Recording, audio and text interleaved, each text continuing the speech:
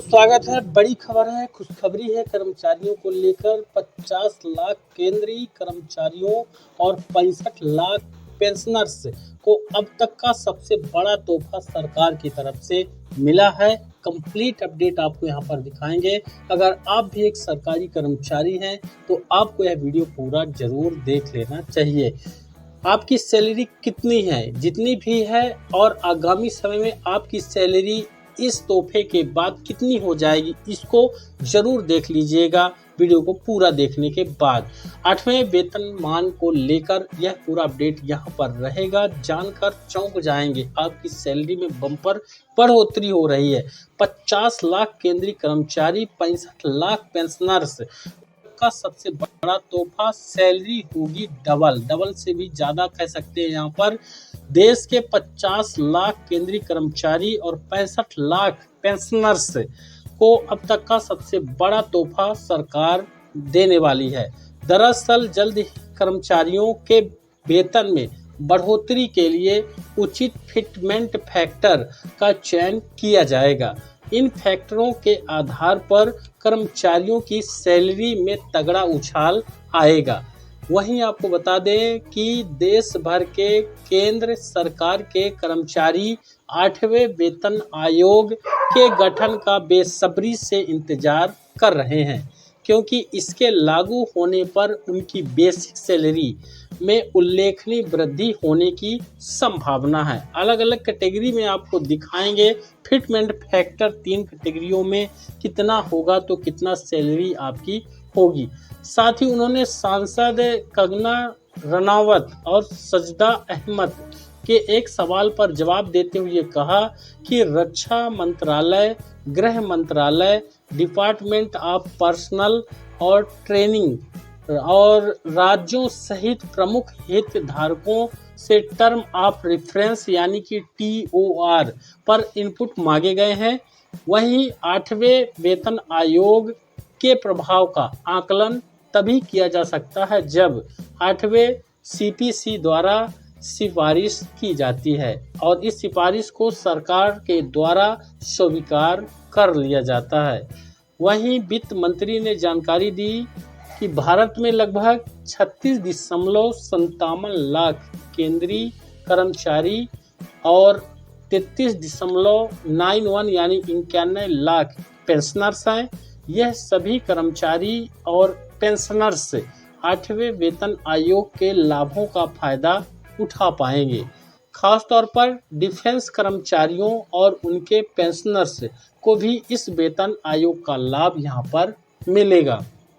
अब यहाँ पर आप देखिएगा क्या हो सकता है फिटमेंट फैक्टर।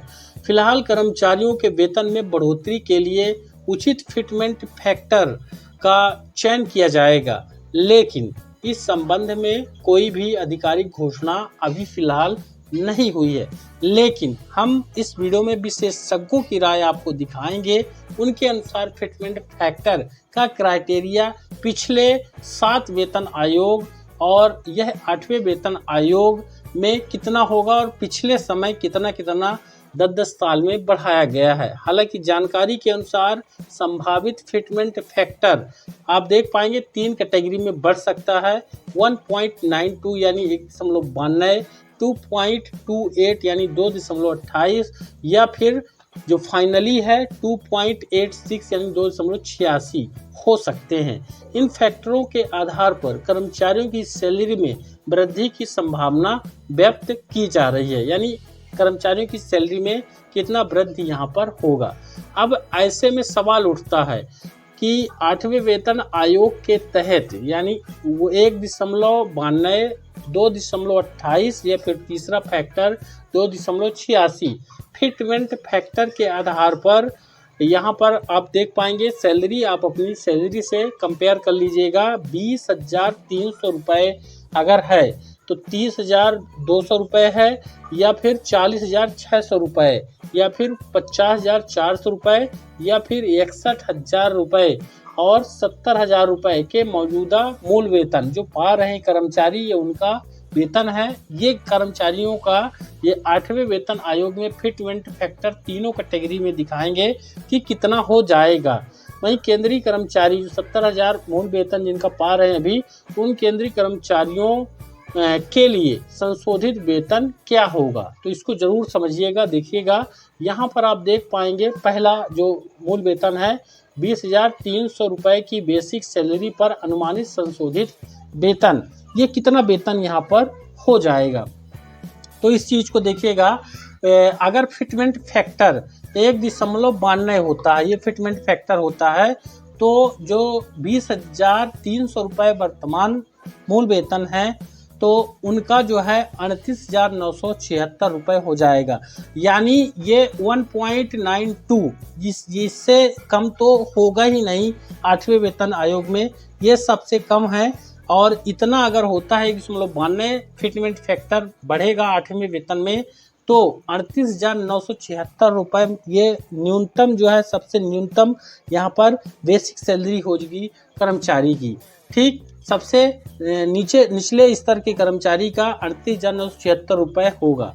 वहीं अगर फिटमेंट फैक्टर 2.28 यानी 2.28 फिटमेंट फैक्टर होता है, तो यहाँ पर सबसे निचले स्तर के कर्मचारी का जो सैलरी है वो 46,284 रुपये, ये न्यूनतम सैलरी होगी। यानी इससे कम कोई भी कर्मचारी सैलरी नहीं पाएगा, ये न्यूनतम सैलरी होगी। फाइनली अगर फिटमेंट फैक्टर 2.86 फिटमेंट फैक्टर होता है, तो यहाँ पर जो न्यूनतम कर्मचारी का सैलरी 58,058 रुपये यहाँ पर हो जाएगी यहाँ पर। और ये कितने में आंकड़ा अभी आप देखे हैं, 20,300 रुपये वर्तमान सैलरी वालों का इतना हो जाएगा। तो इनमें से अगर ये 2.86 होगा तो 58,058 रुपये होगा। वहीं अगर किसी कर्मचारी का 30,200 रुपये बेसिक सैलरी है, तो उस कर्मचारी को अनुमानित संशोधित वेतन 8वें वेतन में ये फिटमेंट फैक्टर के हिसाब से इसको देख लीजिएगा। यहाँ पर एक 92 फिटमेंट फैक्टर है, 57,984 रुपये हो जाएगा। अगर फिटमेंट फैक्टर 2.28 फिट होता है तो 68,856 रुपये हो जाएगा। वहीं अगर 2.86 फिटमेंट फैक्टर होता है तो 86,332 रुपये हो जाएगा। कितनी सैलरी वालों का, 30,200 सैलरी अगर है तो फिटमेंट 86,372 रुपये न्यूनतम हो जाएगा बढ़ करके।